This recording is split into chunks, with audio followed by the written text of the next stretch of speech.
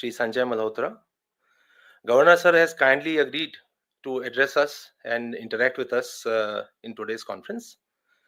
Sir, we have with us 23 media persons from different media houses, and I, on behalf of all of us present here, welcome you to this press conference.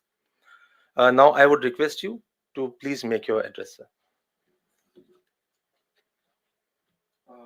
Thank you very much. Am I audible? Yes. Is the mic working? Okay, thank you. So, good afternoon to all of you, and thank you very much for coming over here at a very, very short notice.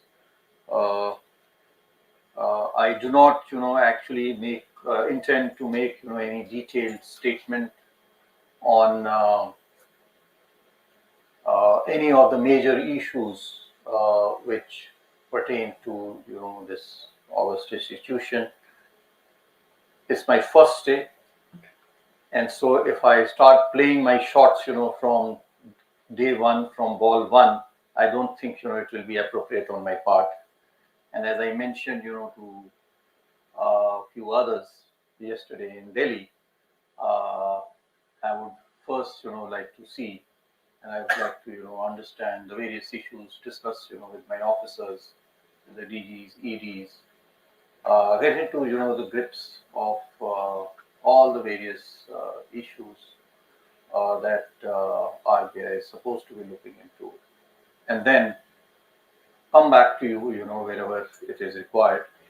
So this is primarily more, of an introduction. Some faces, of course, quite familiar, and some new to the media as well as, to your audience. And so let me, first of all, say that it is indeed an honor to head this prestigious institution. And more than an honor, it is a huge responsibility as well, as you are all aware, with the various tasks, functions that have been entrusted to this central bank, including the monetary policy, the foreign exchange reserves management, the currency control, the payment systems, spreading financial inclusion, banking regulation, growth of credit, ensuring liquidity, and so on and so forth. But RBI has, as I said, is an August. It's a prestigious institution, and it has a huge legacy. Some very commendable work, I think, RBI has done over the years, and it's all because of the hard work and the sheer diligence, the upholding, of the values of public service by the staff, by the senior management, and including, my predecessors, Mr. Shakti Das, etc. And so I will continue to uphold the legacy and take it forward. I am aware that the RBI in its 90th year has given to itself the theme of stability, trust, and growth. All these three, I think, very, very apt pillars on which to work.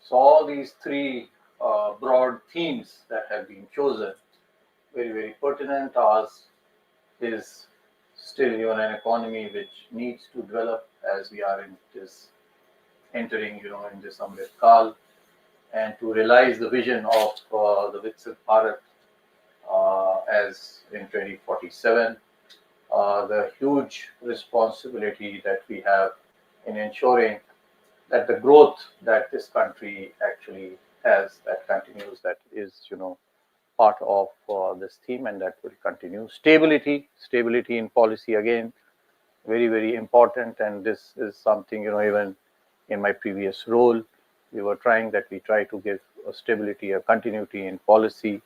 So whether it is taxation policy or fiscal policy or monetary policy, I think all businesses, all people, they do need this continuity and stability rather than, a day-to-day kind of a policy. So we continue to uphold this value, this principle of stability. And again, trust. I can assure you that this institution, what it is basically because it has been able to earn the trust of the people. And so whatever decisions are taken, they will be taken with public interest in mind, so that the trust that the public has reposed in this institution, that not only continues but is strengthened. While stability, as I mentioned, is important, we are also aware that we are in a constantly evolving, constantly changing. This world is dynamic, with geopolitical tensions, with the impact, of climate change, and political uncertainty around the world. So, as with other organizations, where change, the only constant that it says, is change. And so we have to be conscious of this fact that while we do maintain continuity and stability, we cannot be stuck to it, and we have to be alert and agile to meet these challenges while we maintain a policy continuity. Secondly, I do believe that one of the most important roles of the central bank here is to spread financial inclusion with the banking sector, banking and the non-banking finance companies under its fold. Huge responsibilities for financial inclusion. We have, of course, traveled a lot with in financial inclusion, especially with regard to making available and accessible banks to the doorsteps of each and every nook and corner of the country. But there is still more to be done, and so we will collaborate. I think that is going to be a key for this. We need to collaborate with all our stakeholders, especially the financial regulators, not only for their needs of banking and their needs of credit, but even their other financial needs. We need to collaborate with the financial regulators and the central government and the state governments, so that the benefits of financial inclusion, formal financial inclusion, reaches everyone. Another key pillar which I have been always following and supporting from day one, since I entered my service, and being an engineer myself, which has been reported quite widely, is to use technology. And where we started from 30 years ago and where we are today, I think it's a totally different world. Those who are my age especially would be able to appreciate as to how this world has changed.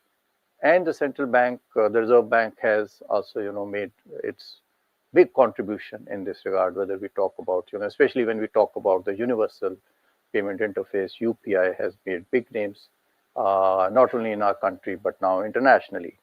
So how we are going to be able to use technology? We did this even in in revenue. You can see the GST and the income tax systems, Aadhaar.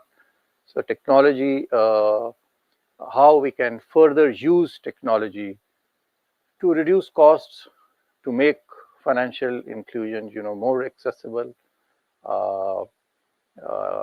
and all pervasive, is one key pillar that we will work on. And for this, of course, innovation will be key. And while innovation will have to be fostered, will have to be supported, we will, of course, have to be also conscious of the risks that it may entail, and so putting in place requisite safeguards and guardrails without letting without killing or without stopping innovation.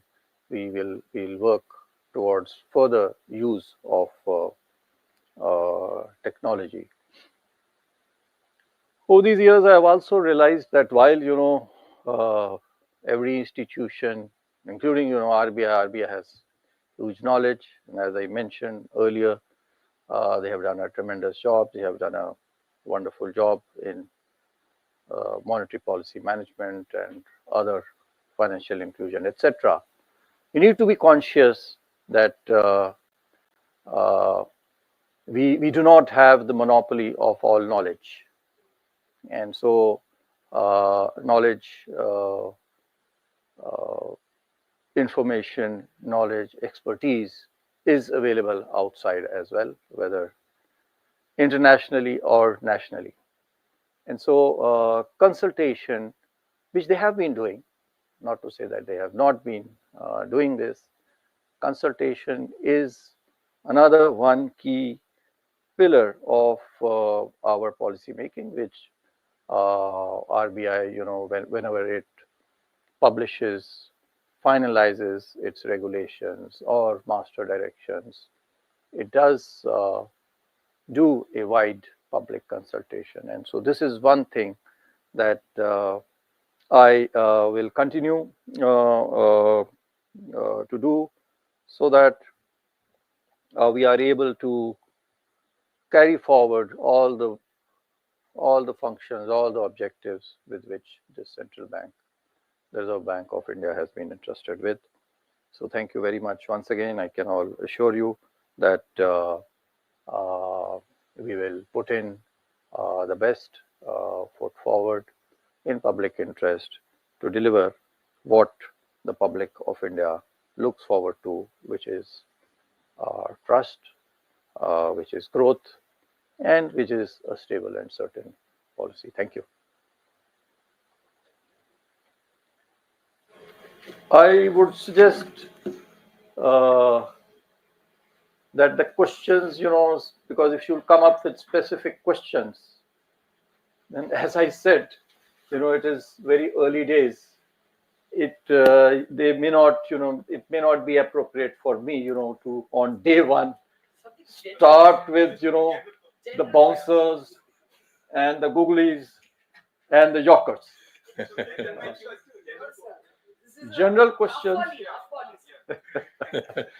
So half volleys and practice balls, I think we can perhaps discuss over tea, because Yes, that will be more meaningful rather than because this will not carry that weight. So I will suggest that we wait another day for having a Q&A, which I do promise to all of you that very soon we will have Q&A, and I do intend to continue this practice of meeting all of you, so that whatever are our views, they are carried forward correctly, so that everyone understands what the intent, what the direction, what the purpose of whatever actions we have taken or we intend to take are well known to all the citizens and your